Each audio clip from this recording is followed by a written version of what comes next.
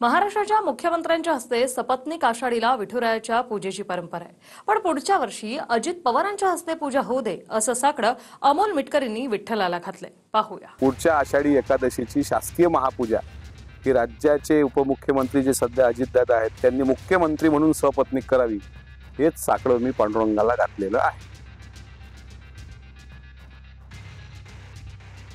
पुढच्या वर्षी अजित पवारांच्या हस्ते विठ्ठलाची शासकीय पूजा व्हावी असं साकडं घातल्याचं अमोल मिटकरी म्हणाल्यात। आता जे साकडं पांडुरंगाला घातलं त्याचा अर्थ स्पष्ट आहे की अजित पवारांनी मुख्यमंत्री व्हावं।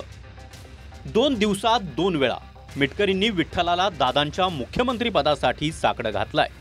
पण त्याच वेळी सुप्रिया सुळेंना हा प्रश्न विचारल्यावर त्यांनी यशवंतराव चव्हाण यांचे विचार पुढे घेऊन जाणारा मुख्यमंत्री असावा असं म्हटलंय।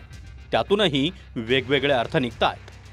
पांडुरंगाची आरती करताना आम्ही एकच साकडं घातलं की यावर्षी पांडुरंगाच्या मनात नसल, पण पुढच्या आषाढी एकादशीची शासकीय महापूजा ही राज्याचे उपमुख्यमंत्री जे सध्या अजितदादा आहेत त्यांनी मुख्यमंत्री म्हणून सपत्नीक करावी हेच साकडं मी पांडुरंगाला घातलेलं आहे। आम्ही आमची भावना प्रामाणिकपणे मांडली। मी स्वतः टोकन दर्शन सहकुटुंब घेतलं आणि पुढच्या आषाढी एकादशीला पांडुरंगाची महापूजा सपत्नीक आदरणीय अजितदादांनी करावी अशी माझी भावना, माझ्या कुटुंबाची भावना मी पांडुरंगाचरणी मांडली।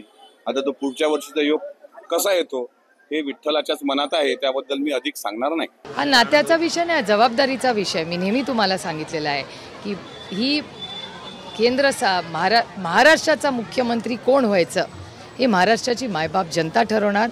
हा कैलासवासी यशवंतराव चव्हाणांचा वारसा आहे। अशाच व्यक्तीने याचा मुख्यमंत्री व्हावं जो महाराष्ट्राला देशात 1 नंबर होईल, हे सातत्य आहे। मग कोणीही असू दे त्यांनी महाराष्ट्राला देशात 1 नंबर व्हावं, कुणाचंही राज्य असावं, कोणीही व्यक्ती ते असावं। सुप्रिया सुळेंनी यशवंतराव चव्हाणांचा वारसा पुढे घेऊन जाणारा मुख्यमंत्री असला पाहिजे असं वक्तव्य करून शरद पवारांच्या 2 दिवसाआधीच्या वक्तव्याकडे बोट दाखवलाय। भाजपसोबत जाणं हा फुले शाहू आंबेडकर आणि यशवंतराव चव्हाणांचा विचार नाही असं म्हणत शरद पवारांनी अजित पवार यांच्यावर निशाणा साधला होता। सगळ्यांना घ्यायला काही चिंता असायचं कारण नाही, पण सगळे म्हणजे कोण? सगळे म्हणजे गांधी, नेहरू, चव्हाण यांचा विचार। पण सत्याच्यासाठी भाजपवर जाऊन बसायचं ही भूमिका कुणी मांडत असेल तर हा विचार काँग्रेसचा विचार नाही। सध्याचं संख्याबळ पाहिलं तर पूर्ण 5 वर्ष मुख्यमंत्री भाजपचाच असणार हे कोणत्याही राजकीय पंडिताला विचारण्याची गरज नाही। 288 आमदारांच्या विधानसभेत भाजपचे 132 आमदार आहेत। शिंदेंच्या शिवसेनेचे 57 आणि अजित पवारांच्या राष्ट्रवादीचे 41 आमदार आहेत।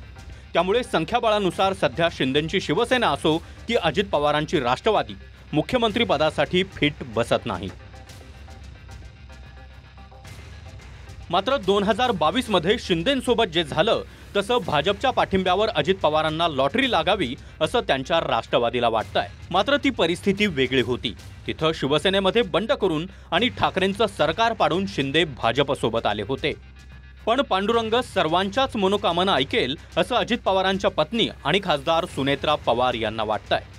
आता ते बोलले असतील, तुमची इच्छा आहे का की तुम्ही देखील पांडुरंगाची पूजा लवकरच करावी आणि दादा मुख्यमंत्री व्हावे? नेहमी आपण सगळ्यात चांगल्या इच्छा करतच असतो। शेवटी काय द्यायचं काय नाही द्यायचं हा देवाचा प्रश्न असतो। तेव्हा पांडुरंग सगळ्यांच्या नक्कीच मनोकामना ऐकतील अशी मला आशा आहे।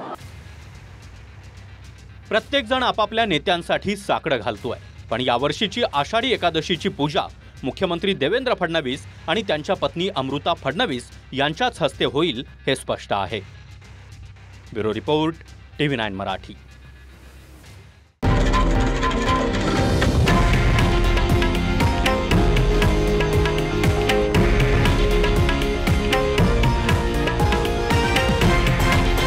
हे आहे देशातील नंबर 1 न्यूज नेटवर्क आणि आपण पाहत आहात TV9 मराठी, एकमेव।